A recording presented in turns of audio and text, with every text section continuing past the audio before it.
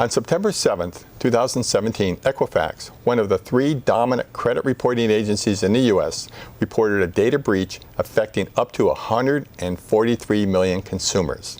The data obtained in this breach is basic information each person uses to verify their identity with financial and government institutions. So the question is, how did this happen? What are the exposures to us as consumers? What can we do about it? And most importantly, is the internet technology that delivers so much value to all of us interwoven with weaknesses and vulnerabilities that can be used against us. My name is Jim Connor. Welcome to Game Changers Silicon Valley.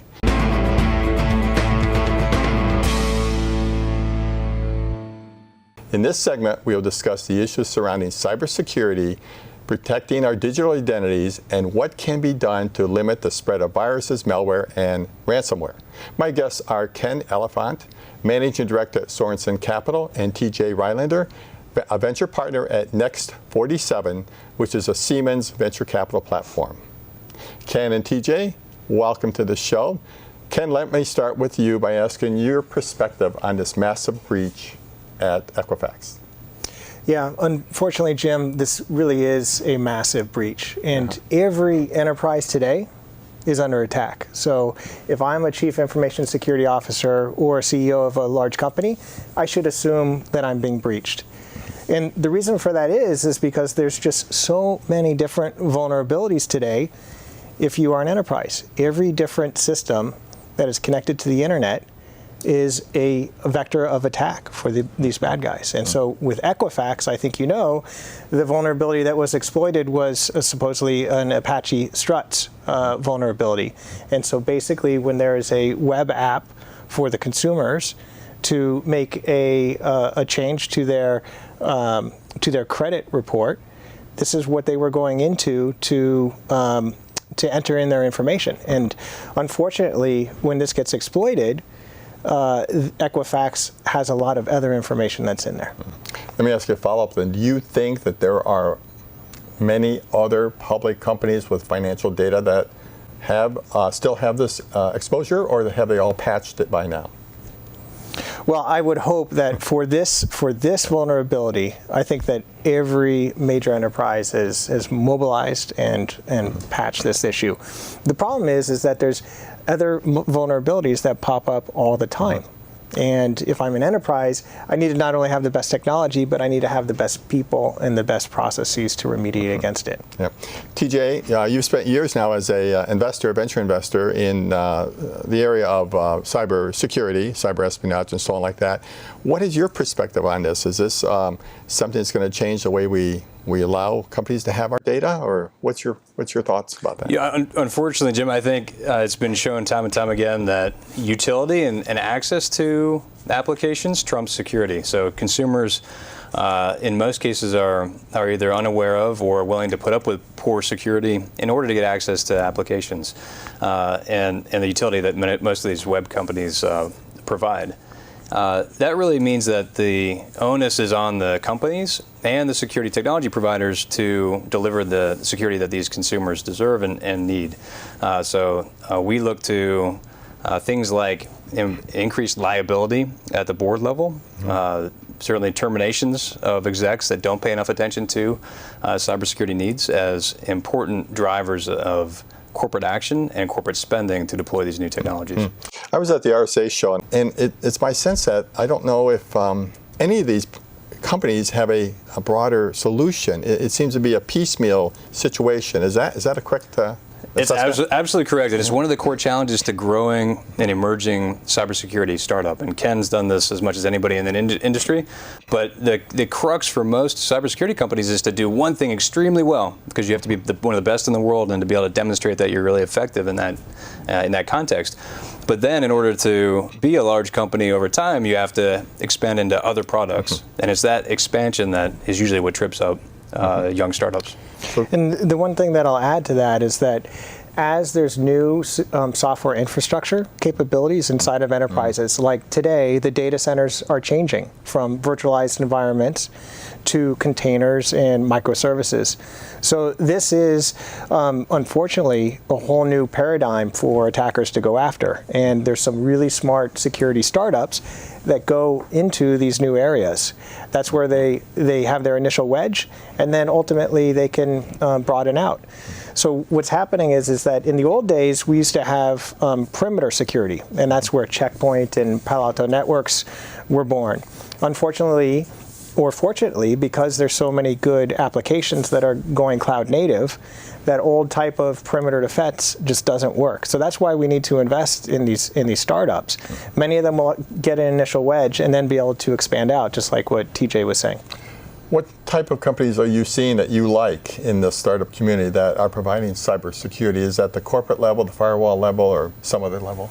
Well, one of your themes that you were just talking about is, gosh, this must be very difficult for a chief information security officer, because they're managing 70 different products, and there's new startups that are coming all along. So there's a whole new class of companies that are automating the red team approach, and that's an area where I have not made an investment yet, but I do like a few companies in this area. The red team are the folks that are working for your company, and they're trying to penetrate your systems, just so that they can see if there are vulnerabilities out there. So, if Equifax was doing their job, their red team should have been trying to exploit Apache, because they know that there's a known vulnerability there. Apache being the operating system of the web servers, that was one vulnerability. And what about the client side of all these machines coming in, and of course the corporate? As I understand it, a lot of these viruses get into the network and they sit there and they hide there for years or for months, we'll say, and then they start to spread around. And this attack takes place over a period of time where suddenly all these machines are affected. It's been undetected. Is that an area that you see companies addressing today? Yeah, I would say, like, if you look at the Verizon breach report, they would say that the average attack for a persistent threat is that they are in your network for over 9 months. Now, in Equifax, it looks like it was actually less than 3 months. So actually, in terms of the time that the attackers were there, they were there for a lot less than the average.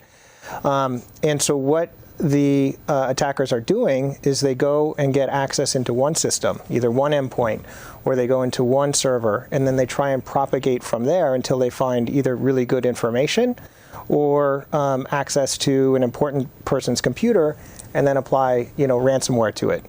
That is really how these attacks spread inside the enterprise. So I'll go back to you, TJ, because I want to ask this question really of both of you. You may comment differently, but I had the perception as an average person reading the news, watching the blogs, that an intrusion was made, and suddenly in a very short time, the attackers were able to get into the databases, which have another level of security in them, and find the various tables and find the data very quickly. And I'm going, wow, this sounds like an inside job. It has to be, but in fact, they've had months to work on it. In fact, it's really interesting. When we see some of the most effective attacks, they're often called low and slow, and that implies the slow rate of penetration and movement throughout these networks that helps the attacker evade the cybersecurity defenses that exist today.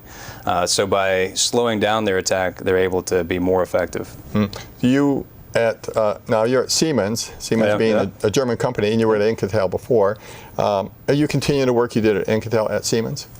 Still making venture investments. Siemens is a very strong platform that has expanded into very significant venture investments in lead positions, in addition to the very successful corporate venture motion that it's perfected over the last 15 years. And is it strategic, or is it purely an open investment environment? We are charged with investing effectively from a financial standpoint, but the reason for doing so is to help the overall Siemens business understand innovation that's coming maybe a little bit over the horizon. So helping to imagine what the business environment will look like 5 or 10 years down the road and be ready for that. Do you need to work with the product managers or the business units to be sure that they're connected to this technology? We certainly do, and I'd say that the value add that we bring to the companies we invest in, the portfolio companies, is that insight and the relationships we have back into the Siemens organization.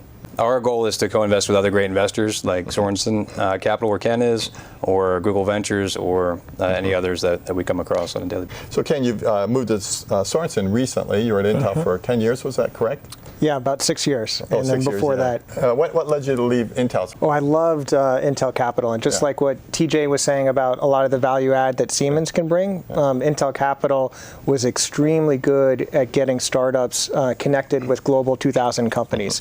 So when I made an investment in like a Forescout or an Alien Vault, we could really help them get in with the right channel partners and customers initially. And so we're taking a lot of that capability at Sorenson Ventures. And when we invest in startups, we're trying to help add value specifically on the customer connections. For me, I've always in my heart been an entrepreneur. And I am going to continue to partner with really good firms like Intel Capital or Next 47. But this was a chance in a lifetime to work with a firm and a really good colleague to start up my own little firm. People often ask me, how much time and advice and coaching and perhaps influence does a VC firm, or does a VC partner, because you're going to be a partner, put into the company? I'll ask you for your experience. You spend a lot of time. Do you limit your board roles to maybe 7 or 8 companies, or? Yeah. So we're only going to be on 6 boards or less for precisely this reason. And from my point of view, the way that a venture person can work with a startup, there's really like 3 or 4 key ways. The first way is to kind of be your own recruiting firm, because every company needs a really good advisor, or they need a really good VP of marketing at a certain point in time. We're kind of our own mini investment bank for these startups as well, because when they're raising their next round of funding, we want to make sure that they go to the right venture group for that situation at that point in time. And we also want to help them exit. We're also like a mini McKinsey, where we can see market trends and we can help them with their product market fit. And then lastly is what we just talked about, connecting them initially with customers and partners. That's where I think the real, at least from Sorenson Ventures, that's where the real value add is. And it comes in waves. And what level do you engage? Is it at the very seed level, the first round, or do you wait till there's some, maybe $1 million been raised among some other investors? Yeah, we're typically the first institutional money in. So we may be the absolute first money, or there may be some angel money, but we're typically the first institutional money in. Right. Siemens, what is the model there? So we are stage agnostic, so we look for opportunities along the different stages, either first capital in or later stage. And to your question about our interaction with the portfolio companies, we do look to bring that Siemens-specific expertise and connections through Siemens into its customers to bear in our portfolio. We also get involved, especially at the early stage, in the same ways that Ken described. And so become active directors and coaches for the management team. Let's go ahead and let you give your contact information for anybody in the audience that would like to follow up. I'll start with you, TJ. Thanks, Jim. So my contact information, the easiest way is email, and that's tj.rylander, which is RYLANDER at next47.com. And Ken? Yeah, and I'm Elefant, which is KELEFANT at sorensoncap.com. Great. Well, I really want to thank both of you. It's been great having you on the show, learning about cybersecurity, your perspective, and kind of how deep this problem is, as well as your personal stories of what you guys have been doing in the venture community here in Silicon Valley. So thanks again for being here, and I wish you every success going forward. Thank you, Jim. Thanks, Jim. This is Jim Connor. Thank you for joining us for this week's episode of Game Changers Silicon Valley. Each week, we'll address an area of innovation that may emerge as a game changer of tomorrow. You can subscribe to our show by clicking on this Game Changers icon. We look forward to your continued interest and participation in upcoming shows.